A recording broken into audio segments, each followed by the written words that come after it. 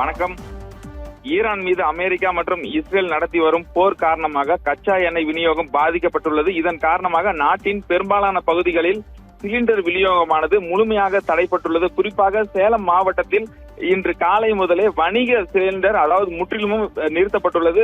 சேலம் மாவட்டத்தில் நாள் ஒன்றுக்கு 2000க்கும் மேற்பட்ட வணிக சிலிண்டர்கள் விநியோகிக்கப்பட்டது. கடந்த 3 தினங்களாக வணிக பயன்பாடு சிலிண்டர் முற்றிலும் நிறுத்தப்பட்டது. இதன் காரணமாக மருத்துவமனை, கல்வி நிறுவனங்கள் பகுதிகளில் உள்ள கேண்டீன்கள், உணவகங்கள் மூடும் சூழல் உருவாகியுள்ளது.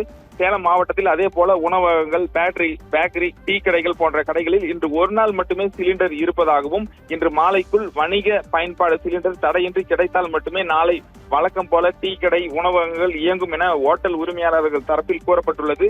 பெரிய உணவகங்களில் நாள் ஒன்றுக்கு 12 வணிக பயன்பாடு சிலிண்டர்கள் பயன்படுத்தி வந்த நிலையில் இன்று காலை முதல் ஒரு சிலிண்டர் கூட அவர்களுக்கு விநியோகம் செய்யப்படவில்லை என கூறப்பட்டுள்ளது.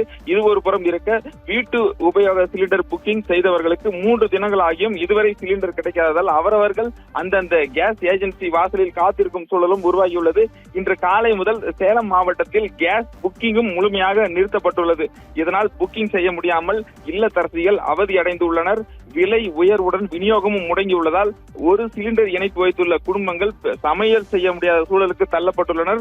தொடர்ந்து இந்த வணிக பயன்பாடு சிலிண்டர்கள் ஆங்காங்கே 1-2 கிடைக்கும் சூழலிலும் வழக்கமாக 2100 ரூபாய்க்கு விற்பனை செய்யப்பட்டு வந்த சிலிண்டர் இன்று காலை அதாவது ஆங்காங்கே பதுக்கி வைத்து ஒரு சிலிண்டருக்கு 400 ரூபாய் கூடுதலாக ஒரு வணிக பயன்பாடு சிலிண்டரின் விலை 2500 ரூபாய்க்கு விற்பனை செய்யப்பட்டு வருவதாகவும், 2500 ரூபாய் கொடுத்தால் கூட சிலிண்டர் கிடைக்காத சூழல் தான் உருவாகியுள்ளது. சேலம் மாவட்டத்தில் முழுமையாக இந்த சிலிண்டர் விநியோகம் என்பது பாதிக்கப்பட்டுள்ளது.